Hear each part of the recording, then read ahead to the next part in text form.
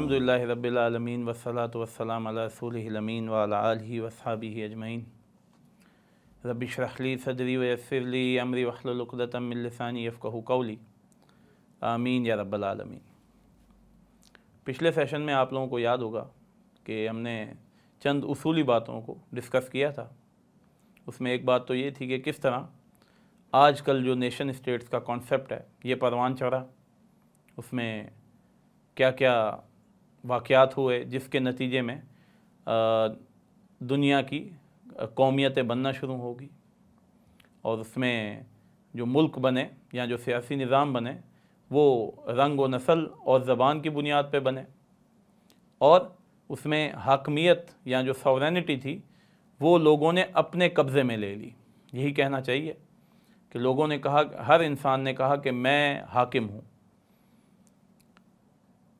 इससे आगे चले तो हमने फिर से कंपेयर किया इस्लामिक सिस्टम के साथ। इस्लामिक सिस्टम में हमने ये देखा कि जो उसकी बुनियाद है, उसकी जो जड़ है वो ये है कि ये नज़रिए की बुनियाद पे जो लोग जमा होते हैं उनके लिए एक स्टेट बनती है, एक रियासत वजूद में आती है नज़रिए की बुनियाद पे। ये जहन में रखिएगा। और वो नज़रिया क्या है? वो नज़रिया तौहीद है, वो ईमान है। ठीक है जी। और उसमें दूसरी चीज़ क्या होती है? उसी नज़रिए की जो जड़ है वो क्या है कि sovereignty belongs to Allah only. Sovereignty और किसी को भी नहीं मिलेगी, सिर्फ अल्लाह रब्बुल इज़्ज़त को ये हक है और अल्लाह ही की है और किसी की नहीं है। और अगर कोई ये हरकत करता है कि वो सॉवरेनिटी अपने लिए रख लेता है, ख़ुद सॉवरेन बन जाता है, तो वो बुनियादी तौर पे अगर तो वो मुसलमान है और उसकी नीयत साफ़ है तो उसको ईमान का पता ही नहीं, वो एक इंतहाई बेवकूफ़ और अनपढ़ मुसलमान है। और अगर उसकी नीयत में फतूर है तो हम फिर यही कहेंगे कि इसकी नीयत ही ख़राब है, ये बदनीयत इंसान है। लेकिन हम किसी की नीयत को जान नहीं सकते। और वो लोग जिन तक दीन की दावत ही नहीं पहुँची तो ज़ाहिर है वो तो ये काम करते ही रहते हैं और इसकी एक लंबी हिस्ट्री है, चली आ रही है। सबसे पहले सॉवरेन होने का जो दावा किया था, या जो कुरान में हमें एक बहुत बड़ा ऐसी शख्सियत मिलती है जो ख़ुद को अल्लाह ताला के मद्दे मुकाबिल खड़ा कर देती है, वो कौन सी है? वो फ़िरौन की शख्सियत है। वक़ाला अना रब्बुकुमुल आला, उसने कहा मैं सबसे बड़ा रब हूँ। ठीक है। अब ये किस तरह से कह रहा था कि भाई मेरा हुक्म चलता है, मैं जो चाहूँ कानून बना दूँ, जिस कानून को चाहूँ ख़त्म कर दूँ, तो मैं रब हो गया। इसी हवाले से हुज़ूर सल्लल्लाहु अलैहि वसल्लम ने की भी एक हदीस मौजूद है और उससे कई चीज़ें क्लियर हो जाती हैं, जहाँ पे सूरह तौबा की आयत आई, औज़ु बिल्लाहि मिनश शैतानिर रजीम, इत्तख़ज़ू अहबारहुम व रहबानहुम अरबाबम मिन दूनिल्लाह।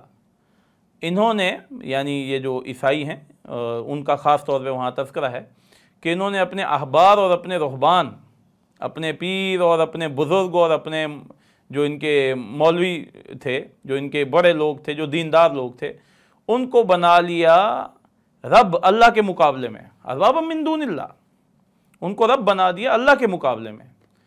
तो एक सहाबी ने, हज़रत अदी बिन हातिम रज़ियल्लाहु अन्हु, उन्होंने हुज़ूर सल्लल्लाहु अलैहि वसल्लम से पूछा कि या रसूलल्लाह, हमने तो अपने बड़ों को और अपने पीरों को और अपने बुज़ुर्गों को कहीं नहीं बनाया, हमने तो कहीं भी ये नहीं कहा, और ना ही हम ये समझते हैं कि ये अल्लाह के मुकाबले में रब हैं। तो ये कुरान हकीम में आ गया। तो हुज़ूर साहब ने फरमाया कि अगर वो अल्लाह की हलाल करदा चीज़ों को हराम कर दें और अल्लाह की हराम करदा चीज़ों को हलाल कर दें तो क्या तुम मानते हो? तो उस पर उन्होंने कहा हाँ, वो तो हम मानते हैं। तो हुज़ूर साहब ने फरमाया यही तो रब बनाना है। तुमने हाकमियत अल्लाह को जो दी हुई थी, जो अल्लाह की थी, अल्लाह को तुमने नहीं दी थी, जो अल्लाह की थी वो तुमने अपने कब्ज़े में करने की कोशिश की और उन्होंने हलाल हराम करना शुरू कर दिया अल्लाह ताला की हलाल हराम करदा चीज़ों को। तो फिर जाहिर है वो भी रब बन गए, अल्लाह के मुकाबले में तुमने उन्हें रब बना लिया। तुम ये समझते हो कि उनके पास ये अथॉरिटी है। तो अगली चीज़ जो इस्लामी निज़ाम में बहुत ज़रूरी है, लाजिम है, वो अल्लाह को हाकिम मानना, अल्लाह को सॉवरेन मानना। और उसके मुकाबले में इंसान क्या है? इंसान उसके मुकाबले में खलीफा है। यहाँ तक हमारी जो रिसेंट यूँ समझ लें जो लास्ट लेक्चर में ये बात हुई थी। अब जरा इससे आगे चलते हैं और इसी कली को कुछ खोलने की कोशिश करते हैं कि खलीफा असल में कहते किस चीज़ को हैं। लुगत में देखा जाए तो खलीफा के दो मतलब लोगों ने निकाले हैं जो हमारे लुगत के माहिरीन हैं। नंबर एक खलफ, खलफ खलफ यानी बाद में आने वाला, उससे बना खलीफा, बाद में आने वाला उससे बना खलीफा। दूसरा बतौर नायब, खलीफा बतौर नायब। और अल्लाह रब्बुल इज़्ज़त ने जो कुरान हकीम में ये लफ्ज़ इस्तेमाल हुआ वो बतौर नायब के तौर पे ही हुआ।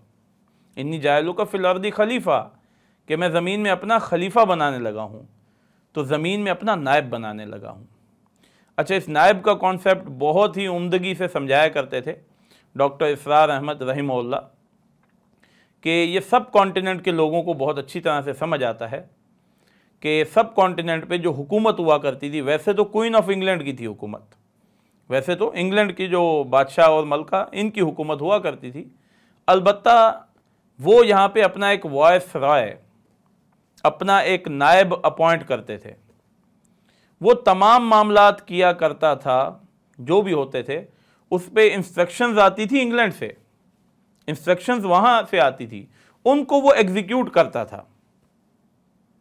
तो असल हुकूमत किसकी थी? क्वीन ऑफ इंग्लैंड की, लेकिन एग्जीक्यूशन कौन किया करता था? वायसराय किया करता था। अब इसको रिलेट करें बिल्कुल इसी कॉन्सेप्ट के साथ। असल हाकिम कौन है? वो कौन सी हस्ती है जो हमें हुक्म देगी ये करो ये ना करो, ये चीज़ हलाल है ये चीज़ हराम है? ये हुक्म कहाँ से आएगा? ये तो अल्लाह रब्बुल इज़्ज़त देंगे, लेकिन उस हुक्म को एग्जीक्यूट कौन करेगा, नाफिज कौन करेगा, ये किसके हिस्से में आएगा? ये जाहिर है अल्लाह के जो खुलफा हैं, जो अल्लाह के नायब हैं, उनके हिस्से में आएगा। ये उनका काम है, ये उनका कंसर्न है। ठीक है जी। तो एक तो इस चीज़ को समझ लें कि खलीफा का मतलब नयाबत, वो नायब है, अल्लाह रब्बुल इज़्ज़त के अहकाम को उसने नाफिज करना है। दूसरी चीज़ जो कि कुछ लोगों को हज़म नहीं होती और समझ भी नहीं आती, वो ये है कि अब जो खिलाफत है वो इज्तमाई खिलाफत है। ये जहन में रखिएगा, ये बड़ा ही एक डेलिकेट कॉन्सेप्ट है। कई हमारे हज़रात को समझ नहीं आता, और जिनको समझ आता है तो उनको गुस्सा भी आ जाता है कि ये कैसी बात इन्होंने कर दी। देखें, अल्लाह ताला ने यही खिलाफत अता की थी किसे? हज़रत दाऊद अलैहिस्सलाम को, हज़रत सुलेमान अलैहिस्सलाम को, उनको भी अल्लाह ताला ने खिलाफत अता की थी। लेकिन वहाँ पे और यहाँ की खिलाफत में बहुत फ़र्क है भाई। उनको जो खिलाफत अता की थी अल्लाह रब्बुल इज़्ज़त ने, वो कौन सी खिलाफत थी? वो खिलाफत शख्सी थी।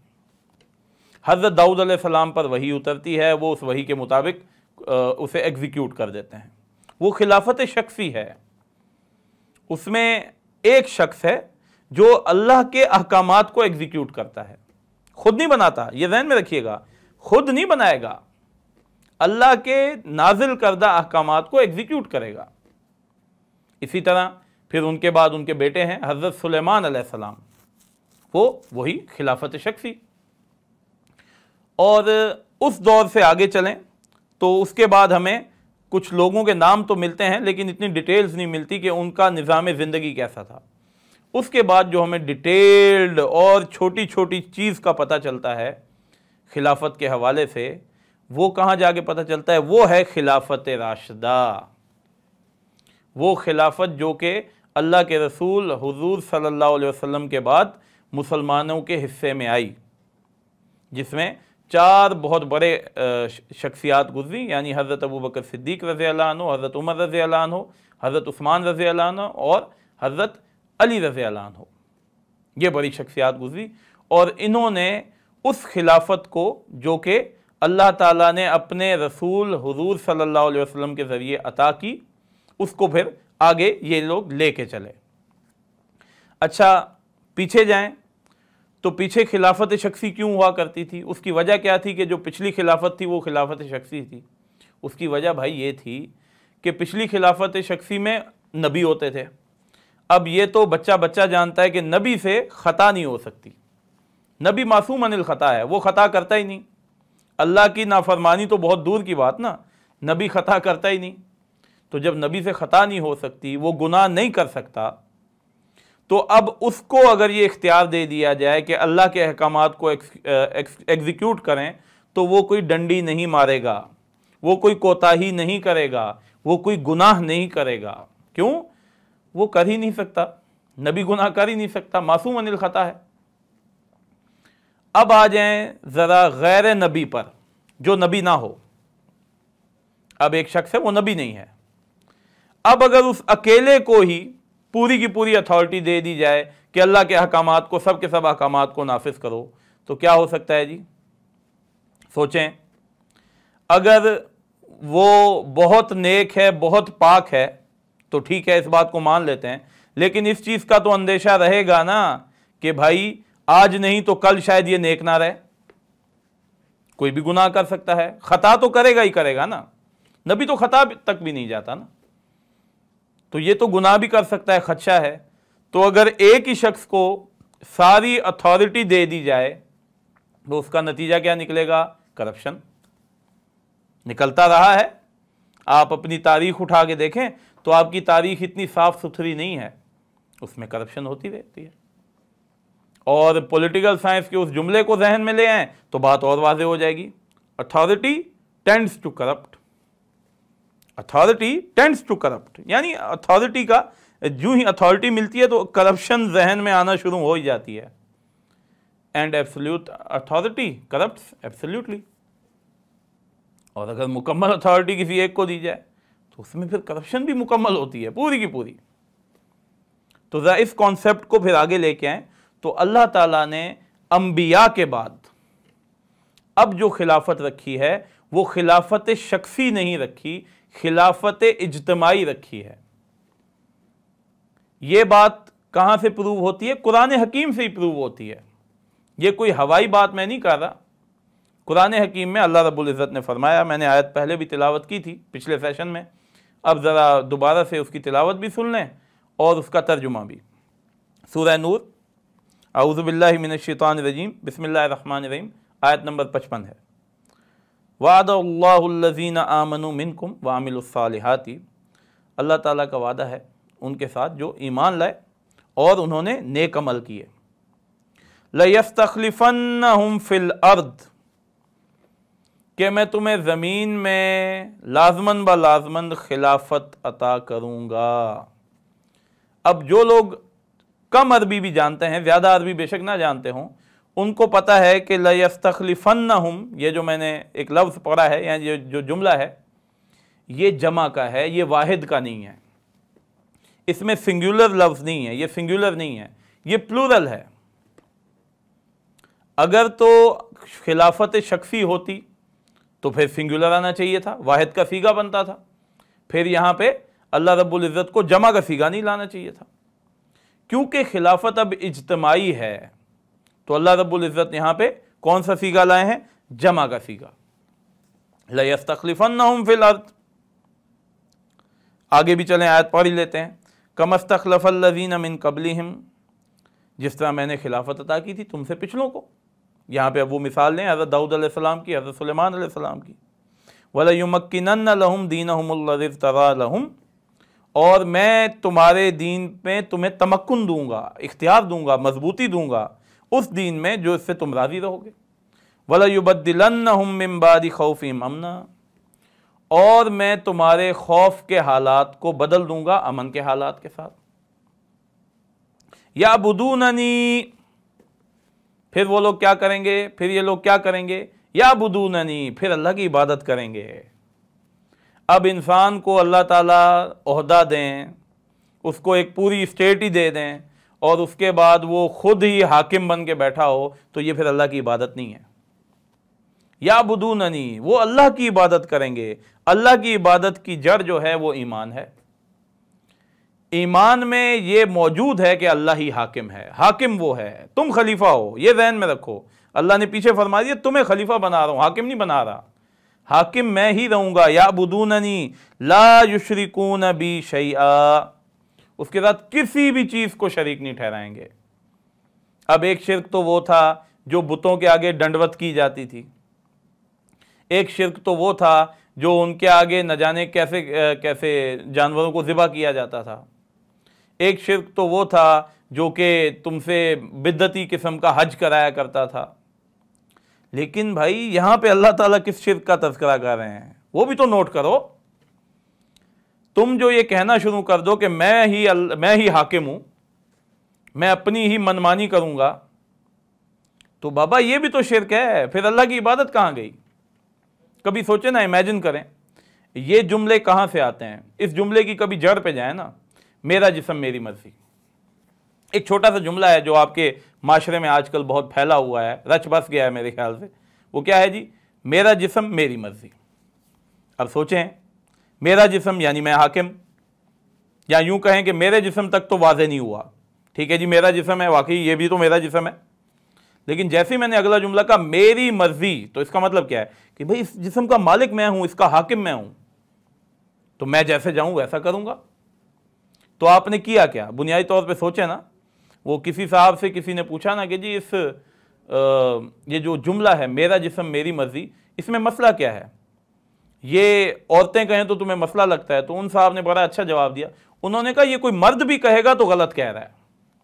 तुम्हें औरतों की पड़ी हुई है, अगर कोई मर्द भी ये जुमला कह दे कि मेरा जिस्म मेरी मर्जी, तो ये गलत है, क्योंकि ये जिस्म मुझे अल्लाह ने दिया है। मैं इस जिस्म पे भी खिलाफत का काम कर रहा हूं। सोचें, अल्लाह ने मुझे इस जिस्म को दे दिया है कुछ अरसे के लिए अमानतन कि इसको मेरे मुताबिक, मेरे हुक्म के मुताबिक तुमने चलाना है, एंड दैट्स दैट। सिंपल सी बात है। तो इस जिस्म के हवाले से भी ये जो जुमले आते हैं तो ये क्या बता रहे हैं कि मैं हाकिम हूं, मेरी मर्जी चलनी चाहिए। यही लिबरल डेमोक्रेसी की जड़ है, इसको भी समझें। लिबरल डेमोक्रेसी की जड़ सॉवरेनिटी है, इसको जहन में रखिएगा। जो लोग इस्लामिक जमहूरियत का नारा लगाते हैं तो उन्हें लोगों को समझाना चाहिए कि हम क्या बात कह रहे हैं, हम जो जुमला कह रहे हैं वो कौन सा जुमला है, इस जुमले में हम क्या कहना चाहते हैं। अगर वो नहीं समझाते तो वो लोगों को कंफ्यूज कर रहे हैं। और झगड़ा इस चीज का नहीं है भाई, जमहूरियत और खिलाफत का, ये जो हम झगड़ा उठा के बैठ जाते हैं, झगड़ा है भाई किस चीज का? हाकमियत और खिलाफत का। कि इस्लामी निज़ाम में हाकमियत सिर्फ अल्लाह की, और बाकी जो अब दुनिया में राइज निज़ाम है उसमें हाकमियत वो सब लोगों ने अपनी अपनी हाकमियत बनाई हुई है। कचरे का ढेर सब ने अपने ऊपर रखा हुआ है। हाकिम सिर्फ अल्लाह ताला है, और उसके मुकाबले में अगर कोई हाकिम बनता है तो ये शिर्क है।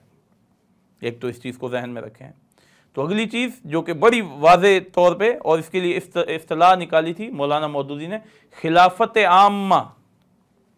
खिलाफत आम्मा, खिलाफत खासा नहीं है। खिलाफत खासा करेंगे तो मसाइल पैदा होंगे। सहाबा तक भी हम ये कहते हैं कि चलें मसाइल नहीं पैदा हुए, पहले 4 खुलफा तक भी मसाइल पैदा नहीं हुए, हम इस चीज़ को मानते हैं। आज के दौर में क्या करेंगे? क्या आप और मैं अपने तकवे की इतनी गारंटी दे सकते हैं कि भाई हाँ बस मैं फुल तकवादार हूँ, तो बस मैं अमीरुल मोमिनीन हूँ, तो जो भी हुक्म आएगा अल्लाह ताला का वो मैं नाफिज करके दिखाऊंगा तुम्हें, और उसमें कोई करप्शन नहीं होगी, कोई कुछ नहीं होगा? दे सकते हैं इसकी गारंटी? है किसी में इतनी हिम्मत? मुझ में तो नहीं है, और बाकियों के भी दिलों के बारे में कुछ ना कुछ तो जानता हूँ, उनमें भी नहीं है। ये सहाबा तक तो फिर भी बात समझ में आती है। और वो कितना खूबसूरत वाक़या है, उससे भी इस्लाम का नज़रिया कुछ वाज़े हो जाता है। वो क्या है जी? वो दूसरा खूबसूरत वाक़या ये है जहाँ पे फरमाया हज़रत उमर रज़ियल्लाहु अन्हु के पास कुछ लोग आए और उन्होंने कहा कि आप अबू बकर से बात करें, यानी हज़रत अबू बकर सिद्दीक़ रज़ियल्लाहु अन्हु से बात करें और उनसे कहें कि वो किसी एक को खलीफा बना दें, वो किसी एक को खलीफा बना दें अपने बाद। तो हज़रत उमर रज़ियल्लाहु अन्हु ने बड़ा प्यारा जवाब दिया कि ये जो लोगों के जहनों में बातें आ रही हैं ना कि अब खलीफा यूं ही बन जाएगा, तो ये खिलाफत इज्तमाई है। अब खलीफा बनेगा मुसलमानों के मशवरे से, और अगर कोई खलीफा बना मुसलमानों के मशवरे के बगैर तो उसकी खिलाफत नाजायज़ है।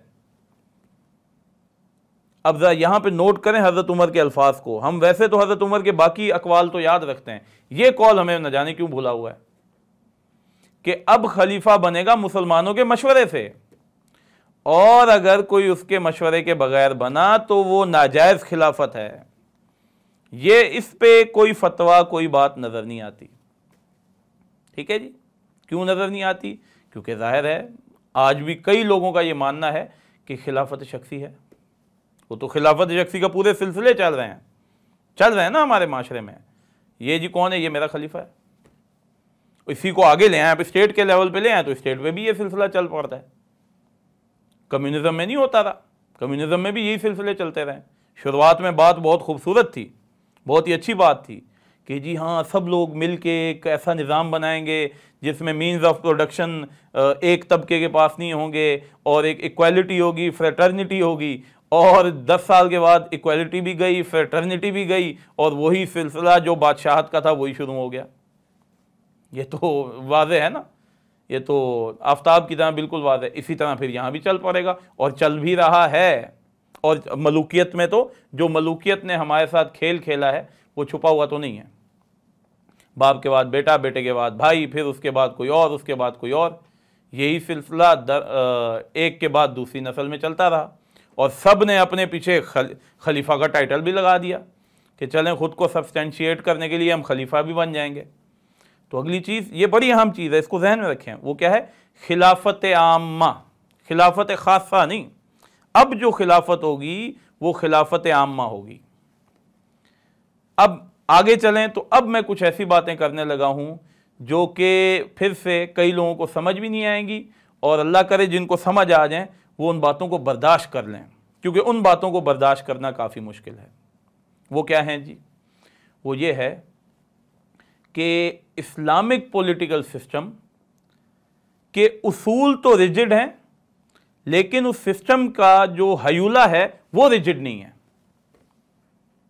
मैं ऐसे कुछ समझाने की कोशिश करता हूँ कि हर निज़ाम किसी न किसी उसूल पे बनता है, हर निज़ाम किसी न किसी उसूल पे बनता है। अच्छा, वो निज़ाम बन गया उस उसूल के तहत, अब वो ज़ाहिर निज़ाम वैसा का वैसा रहेगा, उसमें तब्दीली नहीं आएगी। अच्छा, इस मामले में इस्लामिक निज़ाम जो है वो डायनामिक है, उसके उसूल तो तब्दील नहीं होने। मोहम्मद रसूलुल्लाह सल्लल्लाहु अलैहि वसल्लम ने जो दिए थे वही चलेंगे, कब तक? क़यामत तक।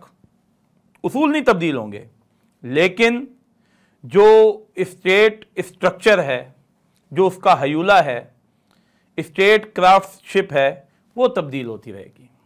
ये बहुत करीबी बात हो जाती है कहीं ना कहीं जाके। मैं छोटी सी मिसाल देता हूँ। इस्लामी जो स्टेट है, जो इस्लामिक पॉलिटिकल सिस्टम है, उसका बुनियादी उसूल क्या है वो हमने इससे पहले पढ़ लिया। या अय्युहल्लज़ीना आमनू ला तुक़द्दिमू बैन यदिल्लाहि व रसूली, ए ईमान वालो, अल्लाह और उसके रसूल की जो हद बंदियाँ हैं उनसे आगे ना बढ़ो, जो उन्होंने अहकाम दिए, जो उसूल दिए, उनसे आगे ना बढ़ो। ठीक है जी, लेकिन एक खलीफा को चूज कैसे करेंगे, ये सवाल है। एक खलीफा है, आपने किसी को लीडर बनाना है, कोई MNA सिलेक्ट करना है, कैसे सिलेक्ट करेंगे? कभी बैठा है, कभी आप अलहदा बैठ के सोचें इस मामले पे। इस्लामिक सिस्टम है, उसमें आप किसी को खलीफा कैसे बनाएंगे? वही तरीका अपनाएंगे जो हज़रत अबू बकर या हज़रत उमर के दौर में था। तो उस दौर में तरीका क्या हुआ करता था, जो बड़े बुजुर्ग हैं वो जानते हैं, और मेरा ख्याल है जवान भी जानते होंगे, कि उस दौर में कबीले के लीडर जमा होते थे और वो जिसको खलीफा बनाते थे वो बन जाता था। वो समझ भी आता था, कबीले का अगर एक लीडर है हज़रत साद इब्न मुआज़ रज़ियल्लाहु अन्हु, वो जो भी कहेंगे पूरा कबीला मान लेगा। एक कबीले का लीडर है अगर हज़रत अबू सुफियान रज़ियल्लाहु अन्हु, वो जो भी कहेंगे पूरा कबीला पीछे उनकी सपोर्ट में खड़ा है। हज़रत उमर रज़ियल्लाहु अन्हु जो कहेंगे कबीला सपोर्ट करेगा। आजकल कबायली निज़ाम कहाँ है? पहला सवाल तो ये उठता है। दूसरा सवाल ये उठता है कि आजकल अगर कबायली निज़ाम नहीं है तो कौन सा ऐसा चौधरी है कि तमाम चौधरी उसकी बात माने? कौन सा ऐसा शेख है कि तमाम शेख उसकी बात माने? या कौन सा ऐसा अब्बासी है कि तमाम अब्बासी उसकी बात माने? कोई भी नहीं है।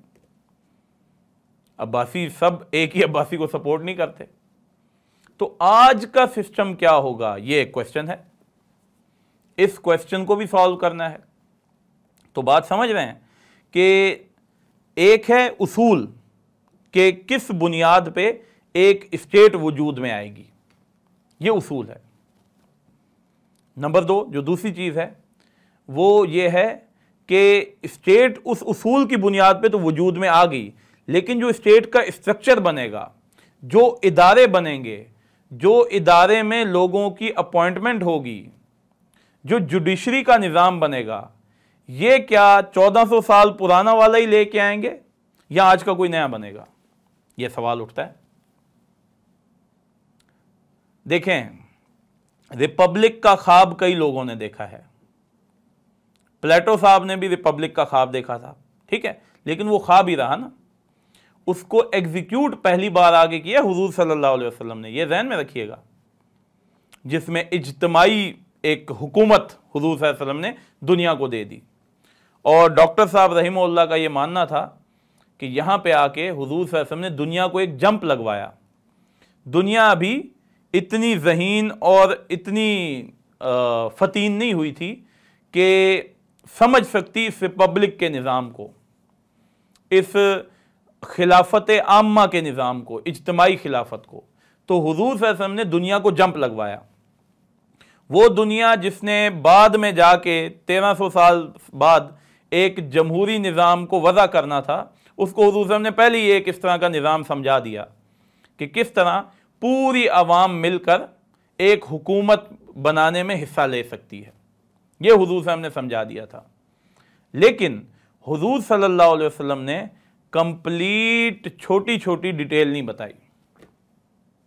मैं कई बार 7-8 बार मैंने तारीख़ पढ़ाई है, इस्लामी तारीख़ भी, यूरोपियन भी, और जो भी मॉडर्न हिस्ट्री है ये सारी पढ़ाई है। तो अक्सर लोग मुझसे ये सवाल करते हैं कि जी चारों खलीफा की सिलेक्शन डिफरेंट हुई है। हैरान कुन बात है ना, हज़रत अबू बकर की खलीफा की सिलेक्शन एक अंदाज से हुई है, हज़रत उमर को सिलेक्ट किया गया है खलीफा एक और अंदाज से, हज़रत उस्मान को सिलेक्ट किया गया एक और अंदाज से, और हज़रत अली को एक और अंदाज से, रज़ी अल्लाहु अन्हुम अजमईन। तो सोचिए कि इन सब की सिलेक्शन उस दौर में भी अलग अलग अंदाज से हुई है। तो क्या मालूम हुआ कि जो स्टेट क्राफ्ट बनेगा, जो खलीफा की सिलेक्शन होगी, जो लोगों की अपॉइंटमेंट होगी, या जो इदारे वजूद में आएंगे, वो सब के सब उस वक्त की दुनिया के हालात को, दुनिया की फ़िक्र को और लोगों की सोच को देख के वज़ा करने होंगे।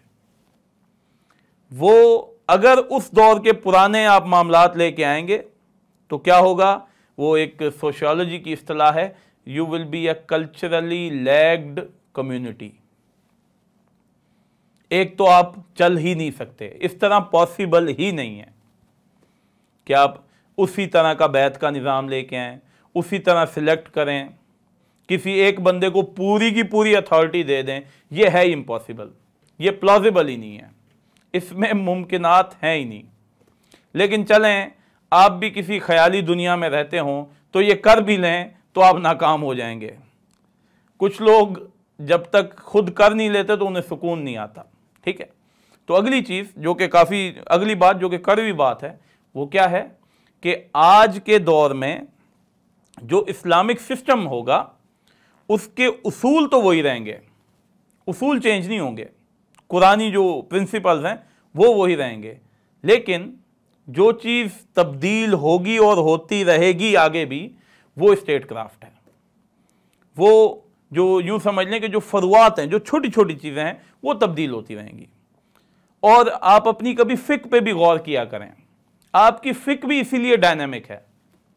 हज़रत इमाम शाफ़ी रहीमहुल्लाह के फ़तवे अगर आप देखें तो एक इलाके में उनका फ़तवा डिफरेंट है तो दूसरे इलाके में उनका फ़तवा डिफरेंट है। ये डिफरेंस ऑफ ओपिनियन एक ही शख्स में इलाके की वजह से क्यों आ रहा है? कभी सोचें आप कि हर इलाके की अपनी अपनी डायनेमिक्स होती हैं, हर दौर की अपनी अपनी सोच होती है, और उसी सोच के मुताबिक जो लोग निज़ाम बनाते हैं उन्हीं का निज़ाम कामयाब होता है। तो इंशाअल्लाह इसी मौजू को आगे बढ़ाते हुए अगले सेशन में हम इसी को जारी रखेंगे और जो इंशाअल्लाह इख्तितामी गुफ्तगू है वो भी कर लेंगे। वाखिर दावाना अनिल हम्दुलिल्लाहि रब्बिल आलमीन।